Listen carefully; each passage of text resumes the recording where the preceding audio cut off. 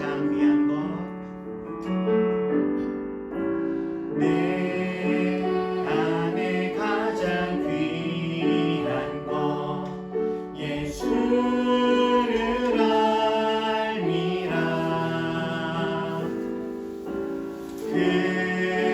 금은보다 더 귀한 것 예수를 알미라 세상 지식보다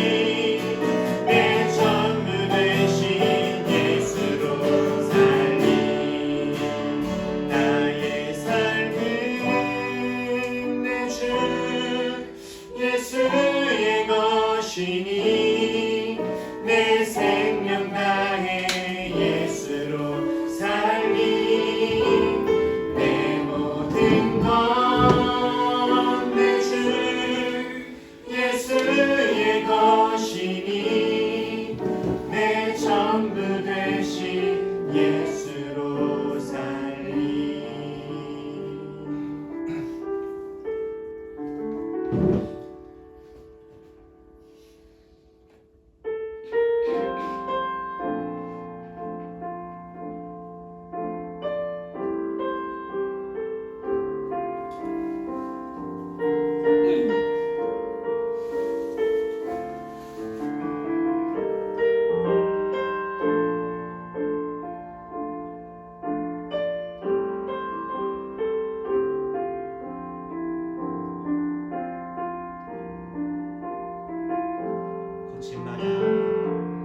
거친 바다 바라볼 때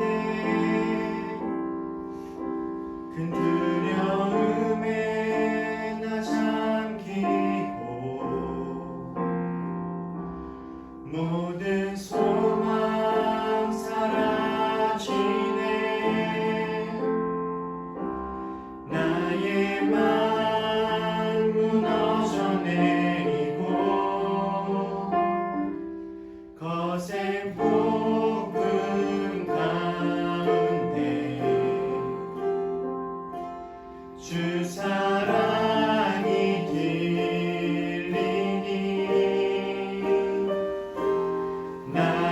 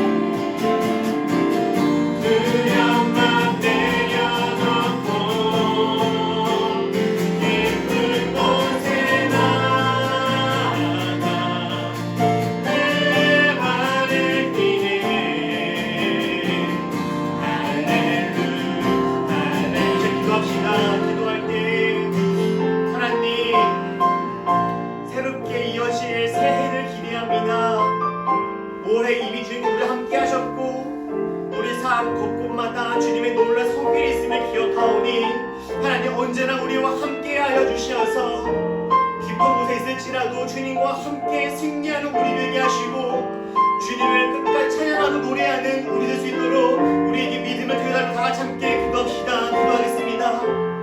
사랑하는 아버지, 우리 주님 바라보므로 주님께서 원하시는 그 자리 가운데 나가기를 소원합니다. 그곳이 깊은 곳일지라도 그곳이 무서운 곳일지라도 주님께서 가라 하시는 그 자리 가운데 하나님 우리가 있게 하여 주시옵소서. 주님께서 가라 하시는 그곳에 하나님 우리들 용기 있게 나아갈 수 있도록 인도하여 주시옵소서. 우리가 어디에 있는 시간에 주님이 우리와 함께 하시며 가장 그 좋은 것임을 기억하며 하나님 우리 용감하게 그 길로 걸어가겠사오니 하나님 우리들의 힘이 되어주시고 주님 우리를 인도하여 주시옵소서. 우리가 있어야 될 그 자리 가운데 나아가게 하여 주시고 주님과 함께 많은 것들을 쌓아갈 수 있도록 인도하여 주시옵소서. 주님의 그 은혜를 구하며 주님과 함께하기를 소원하며 나아갑니다. 하나님 우리의 힘이 되어주시고 동행하여 주시고 언제나 우리를 계속되어 주시어서 하나님 우리가 주님이 있는 그 자리 가운데 언제나 함께할 수 있도록 하나님 우리들의 능력이 되어주시고 힘이 되어주시고 언제나 우리를 물타리가 되어주시옵소서.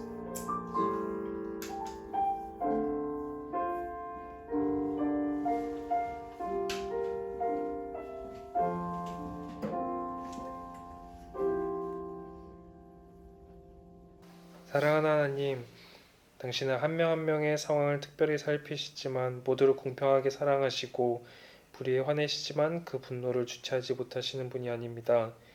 이미 완전하시지만 저희의 예배를 받기 원하시며 모든 지혜를 가지셨지만 미숙한 저희의 기도에도 귀 기울이십니다. 그러니 당신은 아름다우시고 위대하다고 고백할 수밖에 없습니다.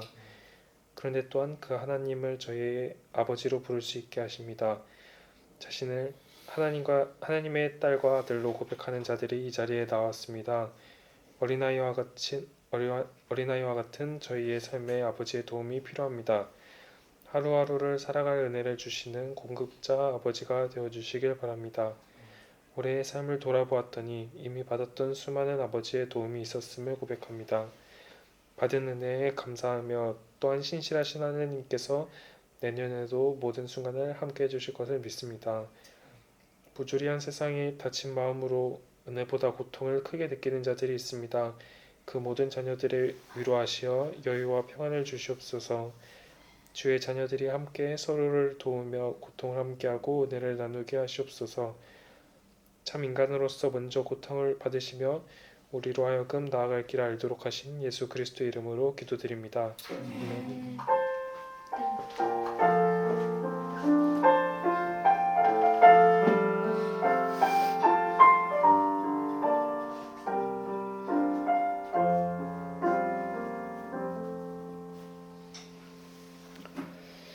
오늘 우리가 함께 나눌 말씀은 이사야서 59장입니다. 이사야 59장 1절부터 3절까지 이사야 59장 1절부터 3절입니다.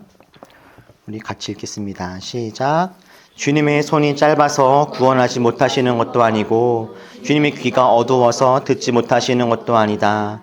오직 너희의 죄악이 너희와 너희의 하나님 사이를 갈라놓았고 너희의 죄 때문에 주님께서 너희에게서 너희의 말을 듣지 않으실 뿐이다. 너희의 손이 피로 더러워졌으며 너희의 손가락이 죄악으로 더러워졌고 너희의 입술이 거짓말을 하며 너희의 혀가 악독한 말을 하기 때문이다. 아멘. 오늘은 한 번은 해야 할 질문이라는 제목으로 함께 말씀을 나누겠습니다. 새롭네요. 이렇게 이 모양으로 예배드리니까. 어느덧 2025년 마지막 주일이 되었습니다. 아직 며칠 더 남아있기는 하지만 오늘이 올해 우리가 함께 드리는 마지막 주일 예배입니다. 그리고 이제 앞으로 있는 모든 요일마다 다 이제 25년도의 마지막 요일들이겠죠. 마지막 월요일, 마지막 화요일 이렇게. 우리 아직 며칠 남긴 했으나 우리 옆에 있는 분들과 이렇게 한번 인사하면 좋겠습니다. 한 해 동안 수고 많으셨습니다. 네, 좀 한 해 동안 다들 각자의 자리에서 애쓰시고 수고 많이 하셨습니다. 우리는 올 한 해도 열심히 우리가 할 수 있는 최선을 다해서 신앙생활을 해왔습니다. 하나님을 믿고 주님께서 원하시는 삶의 자리를 지키기 위해서 우리가 애써왔던 한 해였을 거라 생각을 해요. 그러나 그럼에도 불구하고 우리가 함께 처하고 있는 상황과 또 우리 주위에서 벌어지고 있는 일들을 돌아보면 우리 역시도 하나님이 정말 올 한 해 주님의 일들을 이루시고 계신가? 하나님이 정말 살아 계신가? 이런 고민이 들 때가 없지 않죠. 하나님이 계시다면 왜 세상에는 아직도 여전히 말도 안 되는 억울한 일들이 일어나는가? 왜 여전히 착한 사람들이 고통을 당하고 악한 사람들은 아무 일 없이 잘 살아가는 것처럼 보일까? 정말 우리가 믿는 그 하나님이 정말 우리 기도를 듣고 계실까? 정말 하나님은 나를 알고 나를 사랑하실까? 이런 고민들을 여전히도 하게 됩니다. 이러한 질문들을 보통 신학에서는 신정론이라고 부릅니다. 전능하고 선한 신이 존재한다면 왜 세상에는 악과 고통이 존재하는가? 라고 하는 질문에 답을 하는 학문이 신정론이라고 하는 부분이에요. 이런 신정론의 고민이 드는 그 이유는 하나님을 잘 믿고 따르는 사람들 앞에서도 우리가 정말 잘 해결할 수 없는 현실들이 우리 앞에 있을 뿐만 아니라 하나님이라고 하는 분의 모습을 우리가 잘 돌아보았을 때 풀리지 않는 몇 가지의 이야기들이 있기 때문입니다. 우리는 하나님을 믿습니다. 그래서 하나님을 존재하신다라고 우리는 여기고 있죠. 존재하시는 하나님은 존재만 하실 뿐만 아니라 전능하신 분이십니다. 그분은 그 전능하심으로 우리를 사랑하시죠. 그런데 이 세상에는 무고하게 고난당하는 사람들이 존재합니다. 이 네 가지의 명제 하나하나를 돌아보면 아니라고 이야기할 수 있는 것들이 없음에도 불구하고 이 네 가지가 동시에 공존한다라고 하는 그것이 참 너무 이상합니다.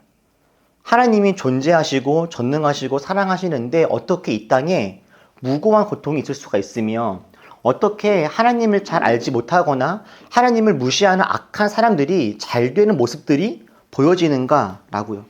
하나님을 정말 잘 믿고 따르는 사람들의 삶 속에 저렇게 참혹한 어려움이 있는 이유는 무엇인가? 그것을 사랑이라고 말할 수 있는가? 라고도 표현하게 되는 거죠. 그러다 보니 사람들은 저 네 가지 명제 안에서 한 개씩, 두 개씩 자기가 가장 옳다 여기는 부분들을 삭제해 나가기 시작합니다. 어떤 사람들은 고난과 현실을 바라보면서 하나님은 존재하지 않으실 거야 라고 그렇게 생각합니다. 그렇게 무신론자가 되어가는 사람들이 있죠. 하나님이 만드신 온 세상과 우리 인간의 마음과 여러 가지를 보았을 때 하나님이 존재하지 않으신다라고 말하는 건 너무 어렵다. 그러나 이 땅의 이런 모습을 돌아보니 하나님은 전능하지 않으시다. 이렇게 이야기를 하는 경우들도 있습니다. 더 이상 하나님은 전능하신 능력으로 역사하시는 것이 아니라 존재하신다 할지라도 더 이상 아무 일도 하지 않으신다. 이 땅을 만들어만 놓고 주님은 저 위에서 그냥 손 놓고 지켜보고 계신다. 때로는 어떤 사람들은 하나님은 그래야 하여서 지금 이 땅에는 무능하다. 이렇게 이야기하는 경우들도 있어요. 하나님이 여전히 전능하시다면 지금 이 세상을 이렇게 가만히 내비두고 있는 하나님은 선한 분이 아니다. 하나님은 사랑이 아니다. 하나님은 악할지도 몰라. 이렇게 이야기하는 경우들도 있고요. 하나님이 존재하시고 전능하시고 선하시며 사랑도 많으신 분이라면 이 땅 가운데 고통과 어려움이 있는 모든 이유는 고난당하는 사람 내 책임일 거야 라고 그렇게 여겨지기도 합니다. 이런 하나님과 고난 사이의 이 딜레마 속에서 많은 사람들이 갈팡질팡하면서 하나님은 어떻게 이 땅을 이렇게 이끌어 가십니까? 생각하면서 고민하고 질문하죠. 여러분은 저 중에서 어떤 것이 가장 틀린 명제인 것 같으십니까?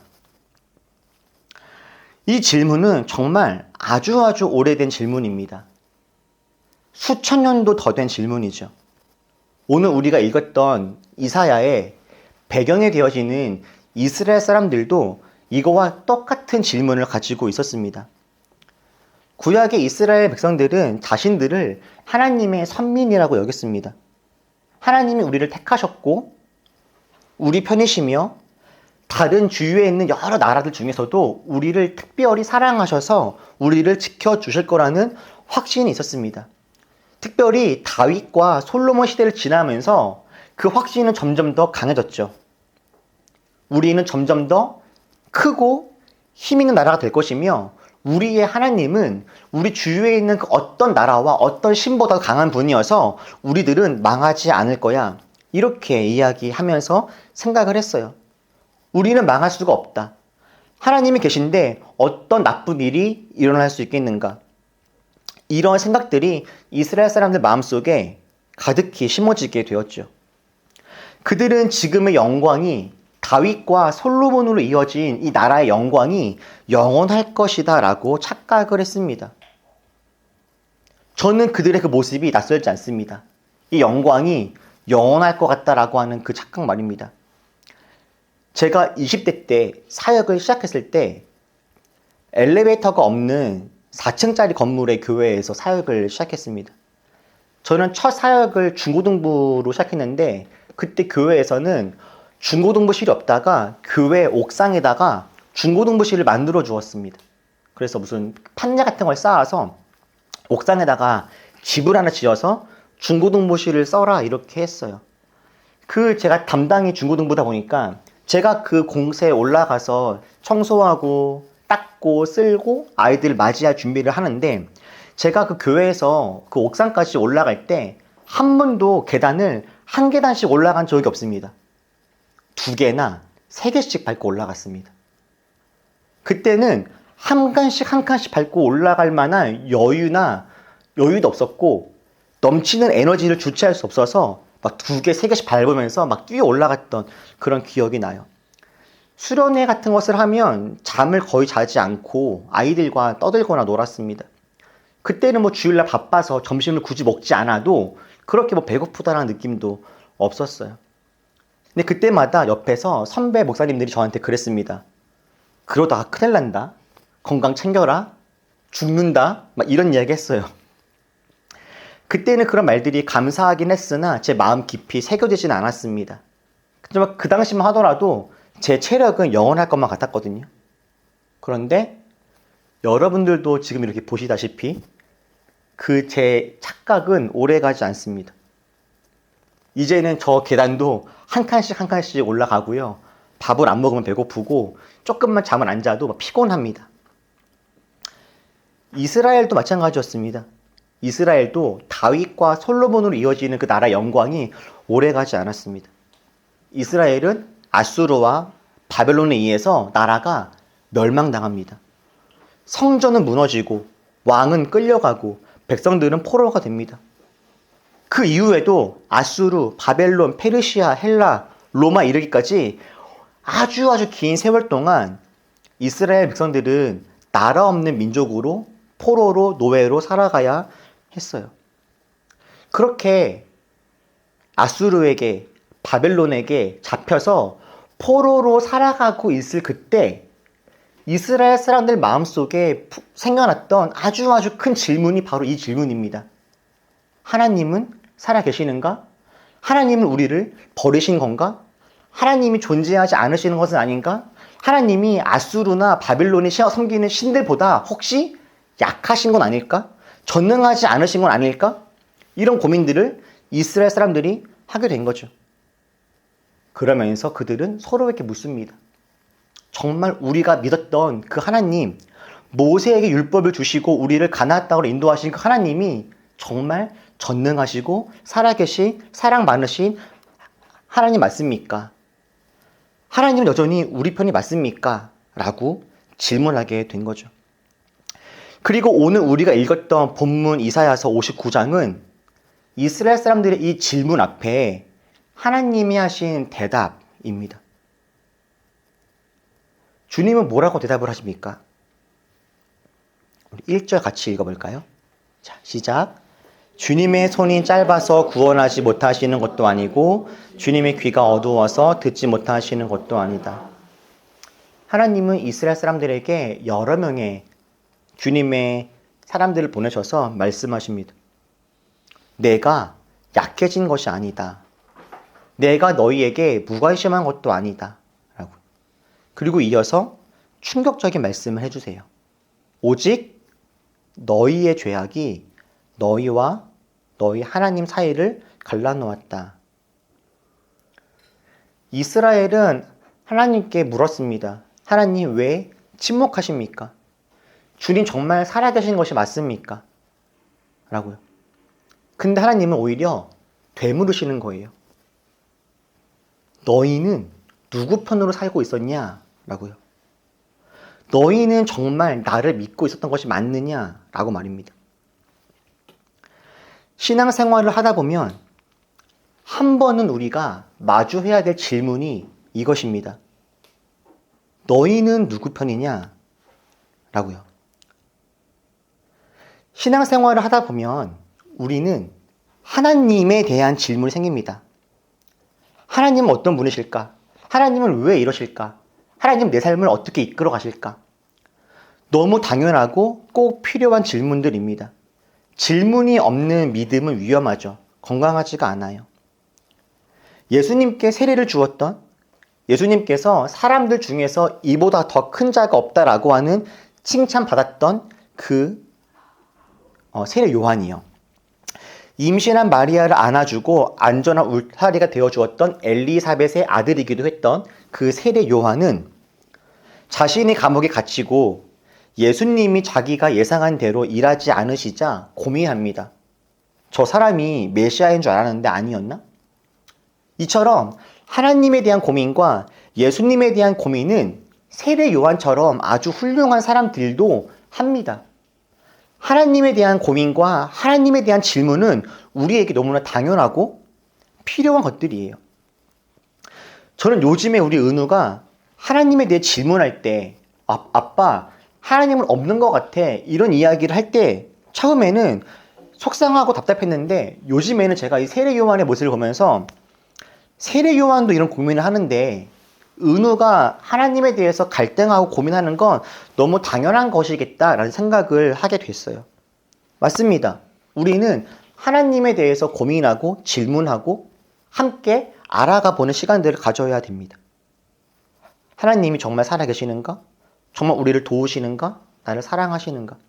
하나님께 질문하면 하나님은 반드시 우리에게 대답을 해 주실 겁니다. 혼자 답 찾기 어려우신 분들이 있다면 올리브교회에 또 저에게 성경 공부 과정을 신청하십시오. 풍삼초, 기독교 기본 진리, 풍삼기에 이르는 좋은 과정들이 있고 거기에서 여러분들이 아까 보셨던 저런 질문들에 대한 대답들을 함께 나누게 될 겁니다. 그런데 여러분, 우리는 이렇게 하나님에 대해서 고민하고 질문해야 되지만 우리가 신앙생활을 하면서 한 번은 꼭 해야 될 질문이 이것입니다. 나는 하나님 편인가? 말이죠. 하나님에 대한 질문은 그에 대한 대답을 가지고 옵니다. 하나님은 우리가 주님을 알아가려고 할수록 하나님을 잘 알아갈 수 있는 길들을 열어주시죠. 그런데 그보다 정말 더 중요한 건 나는 하나님 편인가? 라는 겁니다. 하나님이 아무리 살아계시고 전능하시고 사랑이 많으신 분이다 할지라도 만약 우리가 하나님 편이 아니라면 하나님의 은혜와 사랑에 우리가 올바르게 반응하지 않는다면 하나님에 대한 우리들의 질문은 어쩌면 공허해질 수도 있습니다. 너희는 누구 편이냐? 너희는 정말 나를 믿고 따르는 게 맞느냐? 우리가 한 번은 해봐야 될 바로 이 질문은 사실 성경 전체에서 여러 번 반복되어지는 그런 질문들입니다. 엘리야 시대 갈멜산에서 엘리야는 이스라엘 사람들에게 이렇게 외칩니다. 너희가 어느 때까지 두 사이, 바알과 하나님 사이에서 언제까지 머뭇머뭇하려고 하느냐라고요. 여호수아는 가나안 땅에 들어간 사람들에게 말합니다. 너희가 섬길 자를 오늘 택하라. 가나안 땅의 우상이든지 하나님이든지 누굴 섬길지 오늘 택해라. 예수님은 주님을 따르고 있는 제자들에게 묻습니다. 너희는 나를 누구라고 생각하느냐? 라고. 성경의 질문은 늘 이것입니다. 하나님이 내 편인가? 가 아니라 나는 하나님 편에 서 있는가? 라고요. 사랑하는 여러분, 하나님에 대해서 질문하자고 이야기하는 이유는 질문하고 대답을 찾아가다 보면 우리는 반드시 하나님의 사랑과 전능하심을 발견할 수 있게 되기 때문입니다. 우리가 하나님에 대해서 안다고 해서 물론 하나님의 그 뜻과 계획들을 우리가 다 수용하지 않을 수는 있습니다. 하나님은 우리가 이웃사랑하시길 바라고 우리가 주님 따라서 사랑과 공의의 삶을 살아가라고 말씀하시지만 우리가 그것을 알고도 싫어할 수는 있죠. 그러나 하나님에 대해서 알아가려고 하고 질문하고 답을 하다 보면 하나님 자체에 대해서 부정하는 건 정말 쉽지 않을 겁니다. 우리가 정직하게 반응하고 정직하게 주의 뜻을 알아가려고 하다 보면 하나님에 대해서 우리는 넉넉하게 알아갈 수 있을 거예요. 하나님이 우리를 사랑하신다라고 하는 이 사실은 이미 충분히 증명되어 있습니다. 하나님은 우리를 사랑하셔서 이미 이 땅에 인간의 몸을 입고 오셨고 우리를 대신해서 십자가에서 죽으셨습니다. 하나님의 우리를 향한 사랑은 의심할 여지가 없는 너무나 많은 증거와 이야기들이 있죠. 그런데 우리가 하나님 편이 아니라면 하나님도 우리를 어찌할 수가 없습니다. 아무리 비가 많이 내려도 그릇이 뒤집어져 있으면 그 그릇으로 아무리 많은 빗물을 담을 수 없는 것처럼 하나님이 우리를 아무리 사랑하셔도 우리가 하나님 편에 서 있지 않으면 하나님의 사랑과 은혜는 누릴 수가 없는 거죠. 사실 우리가 만나는 고난에는요, 여러 가지 이유가 있습니다. 하나님을 잘 믿고 따르고 있음에도 불구하고 정말 그냥 하나님이 주시는 고난들도 있습니다. 가령 사무엘상에 나오는 사무엘의 어머니 한나가 경험했던 그런 고난들이 있어요. 한나라고 하는 사람은 하나님을 잘 믿고 따르는 사람이었습니다. 근데 당시에 여성으로서 반드시 해야 될 마치 여성으로서의 어떤 의무와 책임처럼 알고 있던 아이를 임신하고 낳는 그것을 한나가 할 수 없었어요. 한나는 불임이었습니다. 그런데 성경에서는 한나가 아이를 낳지 못하는 이유를 하나님이 막으셨다라고 이야기합니다. 한나에게 아이를 낳지 못하는 것은 큰 고민이었고 아픔이었는데 그 아픔을 준 장본인이 다름 아닌 하나님이었다라고 이야기하는 거예요. 하나님은 한나에게 하나님의 뜻을 알게 하기 위해서 잠시 임신을 막으셨고 한나가 하나님의 뜻을 헤아리자 그제서야 한나에게 아이를 주셨습니다. 이처럼 하나님이 주시는 고난들이 없지 않습니다. 있습니다. 그런데 하나님이 주시는 고난에는 특징이 있습니다. 반드시 하나님은 우리가 감당할 수 있는 만큼만 우리들의 성장과 성숙을 위해서만 그 고난을 허락하신 분입니다.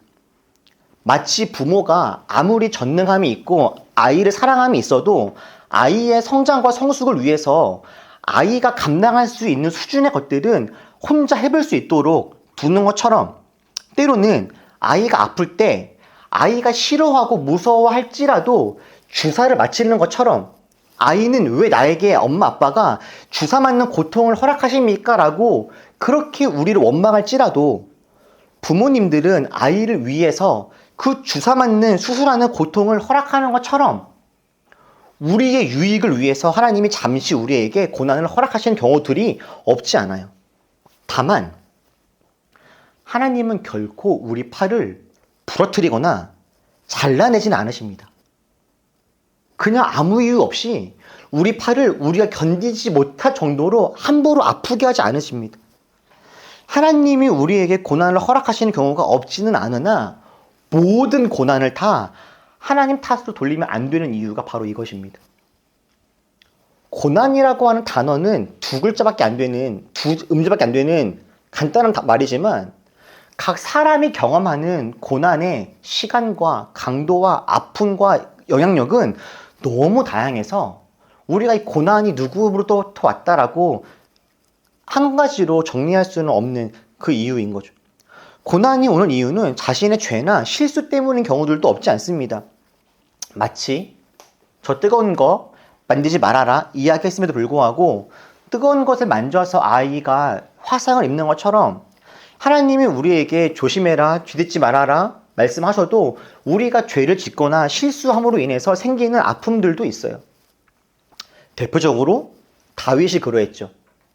다윗이 주님 안에서 죄를 짓고 실수했을 때 다윗의 삶이 힘들고 어려운 풍랑 속으로 흘러간 적이 있습니다.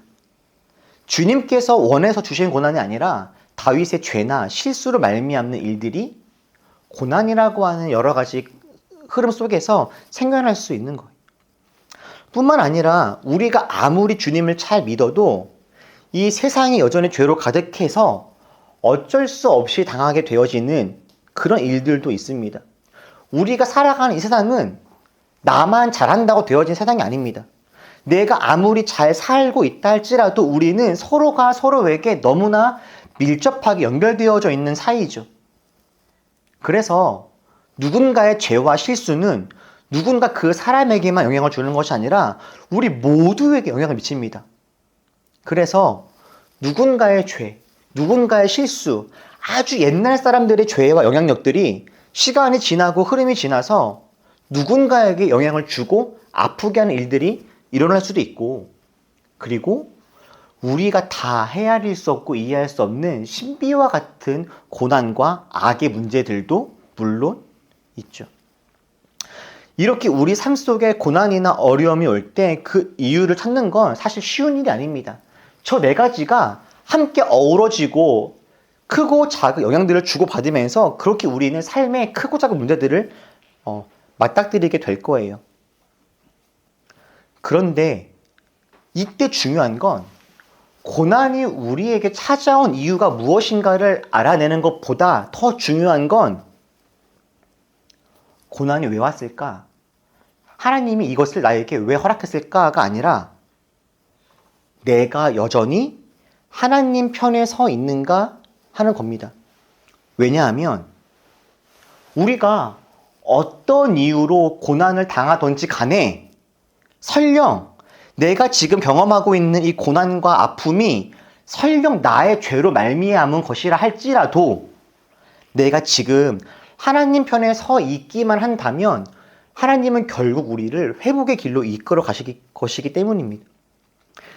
어떤 이유로 우리가 지금 어떤 상황을 만났든지 간에 우리가 지금 하나님 편에 있기만 하면 하나님은 결국 우리를 회복의 길로 이끌어 가십니다. 우리가 하나님 편이기만 한다면 언제나 우리 편이신 주님께서는 우리가 실수하고 넘어져 있더라도 아니 우리가 다 이해할 수 없는 어떤 악의 문제와 세상의 죄로 말미암는 문제 때문이라 할지라도 하나님의 은혜와 능력은 우리들을 살리고 이기게 할 겁니다. 사랑하는 우리 올리버 여러분, 이제 한 해가 저물어 갑니다. 25년의 마지막 주일, 이제 우리가 한 해를 돌아보면서 오늘 우리가 한 번은 함께 고민해 봤으면 좋겠습니다. 나는 정말 하나님 편에 있는가? 나는 정말 하나님 편에 있고 싶은가? 이미 지난 시간들은 되돌릴 수가 없습니다. 잘한 건 잘한 대로, 잘못한 건 잘못한 대로 영원이라고 하는 그 시간 속에서 기억되게 될 겁니다. 그런데 감사한 건 앞으로의 시간은 우리가 아직도 선택할 수 있다라는 거겠죠.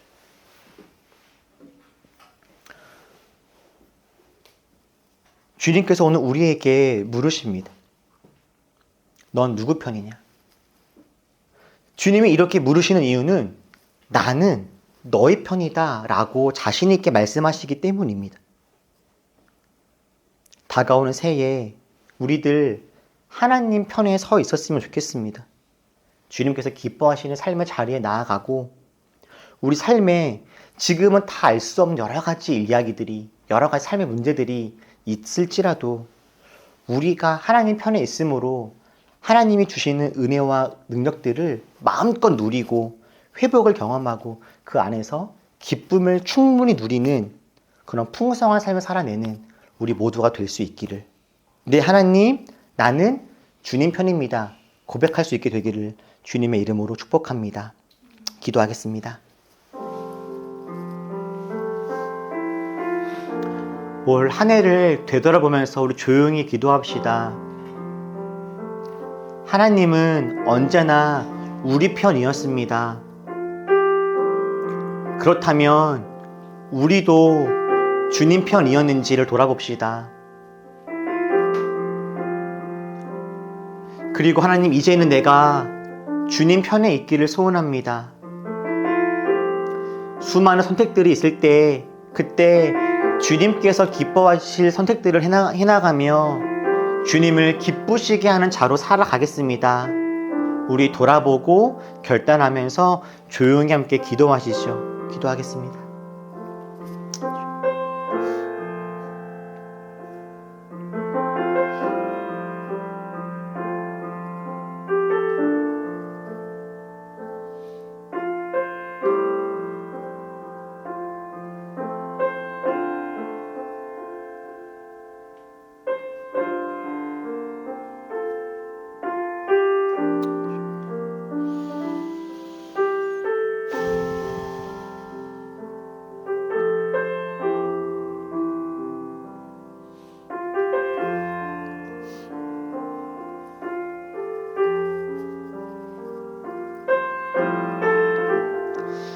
하나님, 우리가 언제 어떤 상황 가운데 있든지 주님 바라보겠습니다. 주님 편 되겠습니다. 주님을 섬기고 따르며 그 길에 있겠습니다. 우리를 향한 주의 그 사랑을 넉넉히 누리는 우리 되게 하여 주옵소서. 함께 고백하겠습니다. 나의 소망 되신 주님, 나의 소망 되신 주, 주를 바라봅니다. 다시 오실 나의 왕 예수, 주를 기다립니다. 나의 소망 되신 주님, 나의 소망 되신 주, 주를 바라봅니다.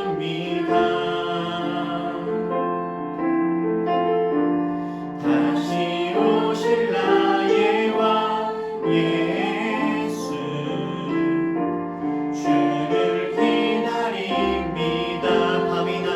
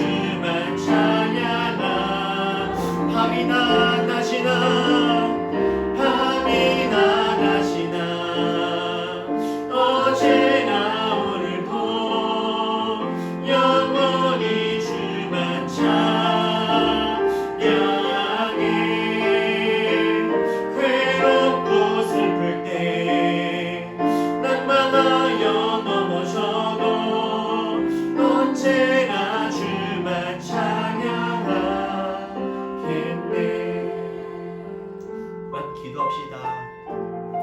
우리의 삶이 지금 왜 이 상황인지, 왜 이런 모습인지 그 원인과 이유를 우리는 정확히 다 알 수는 없을지 모르겠습니다. 내 잘못인지, 주의 뜻인지, 누군가의 잘못 때문인지 그 원인과 이유를 우리는 선명하게 다 말할 수 없습니다. 그러나 오늘 주님이 말씀하시기를 우리가 주님 편이라며, 우리가 주님 곁에 있다며, 우리가 마음 열고 주님을 품고 살아간다면 언제나 주님은 우리 가운데 희망과 회복을 주실 거라는 약속입니다. 함께 기도할 때 하나님, 내가 주님 편에 있겠습니다. 내가 주님과 함께 살아가겠습니다.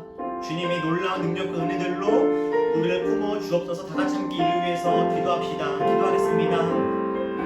사랑하는 하나님 아버지, 주님, 우리가 다 알 수 없는 여러 가지 일들이 삶 속에 있지만 하나님, 우리가 한 가지 아는 것은 주님께서는 우리를 끝까지 사랑하시며 함께 하시며 선한 길로 인도하신다라고 하는 말씀입니다. 하나님, 우리 그 주님을 믿으며 바라보며 우리도 주님 편에 서겠습니다.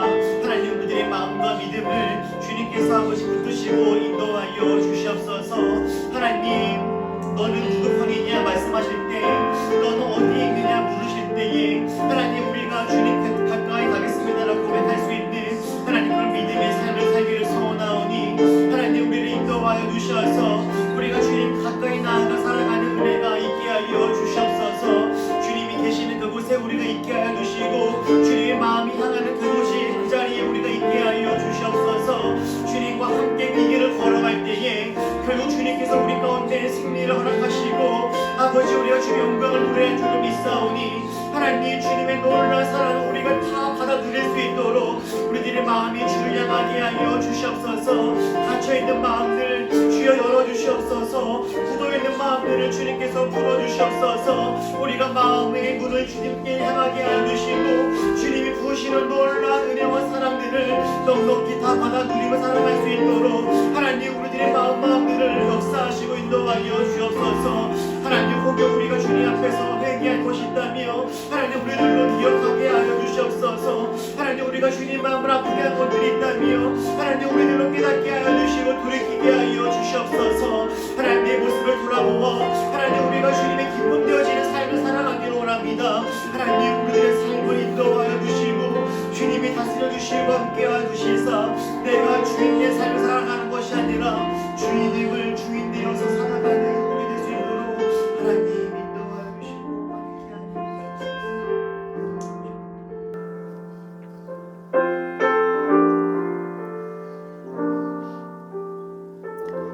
하나님,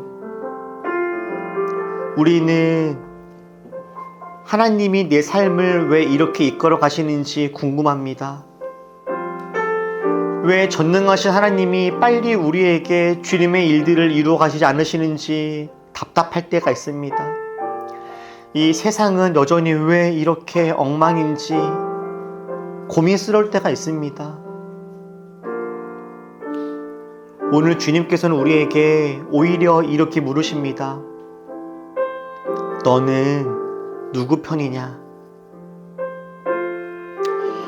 하나님, 오늘 우리들 주님의 그 물으심에 마음을 다하여 정직하게 고백하려고 합니다. 내가 주님 편에 있겠습니다. 우리가 마음을 열고 주님을 모시며 주님을 따르겠습니다. 우리 이렇게 고백하오니 하나님, 지금은 우리가 다 알 수 없을지라도 주님을 따라 걸어갈 때 우리들 결국 주님 안에서 승리와 영광을 노래할 수 있도록 주님 끝까지 우리들의 걸음걸음을 인도하여 주시옵소서. 올 한 해 잘한 것도 있고 아쉬운 것도 있습니다만은 우리 새로 돌아오는 새해 주님의 기쁨 되는 삶을 살아가며 주님의 영광을 노래하고 찬양할 것을 기대하오니 주님, 우리 삶의 주인 되어 주옵소서. 예수님의 이름으로 기도했습니다. 아멘.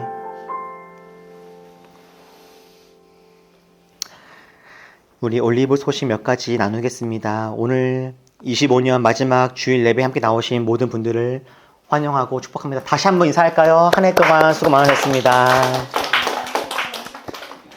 우리 오늘은 또 특별한 날입니다. 우리 서화은이 오늘이 생일입니다. 우리 서화은의 반주와 함께 생일 축하를 하시죠.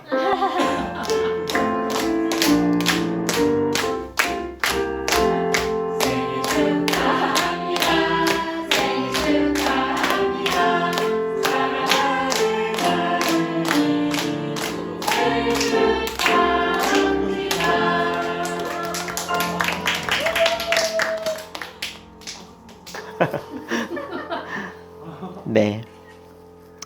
오늘은 성탄 후 첫 번째 주일이자 25년 마지막 주일이었고, 우리 며칠 전에는 함께 여기서 성탄절 예배도 잘 드렸죠. 우리 성탄의 신비 안에서 한 해를 잘 마무리하고 우리 새해를 기쁨으로 맞이하는 우리 모두가 될 수 있으면 좋겠습니다.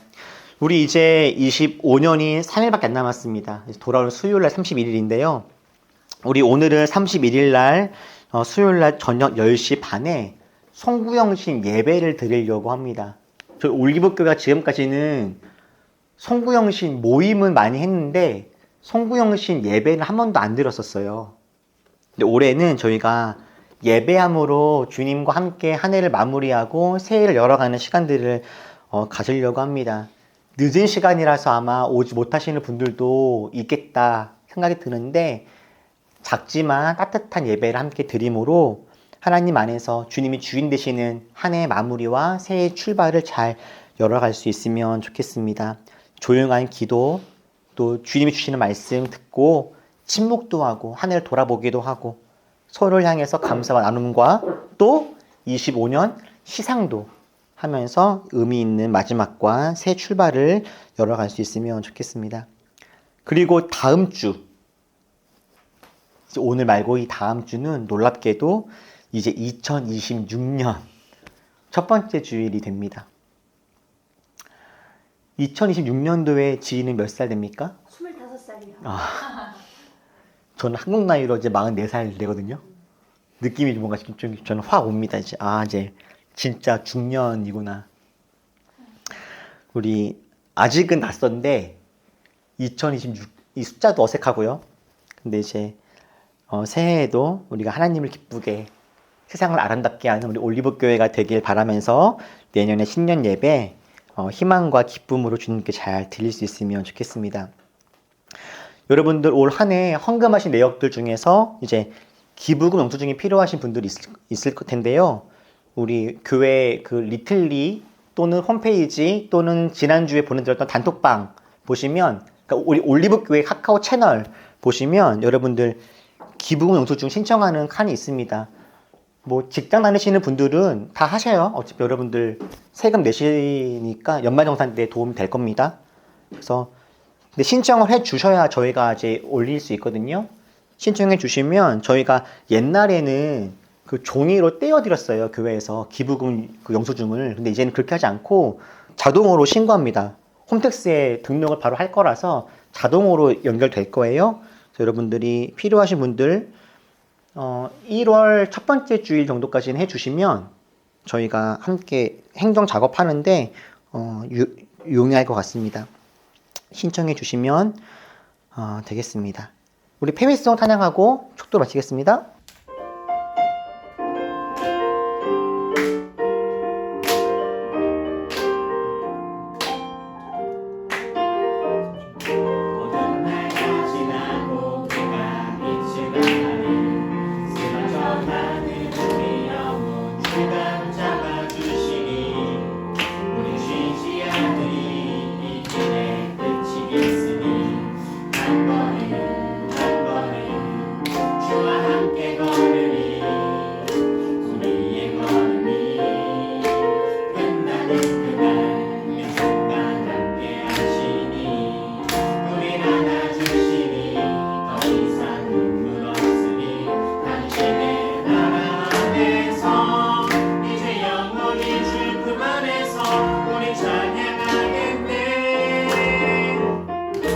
우리가 느린 길 세상이 미련하다 해도 우리는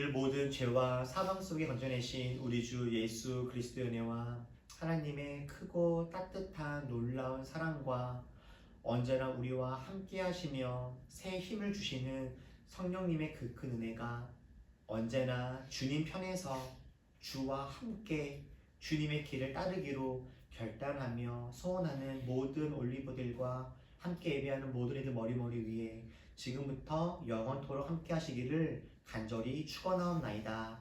아멘.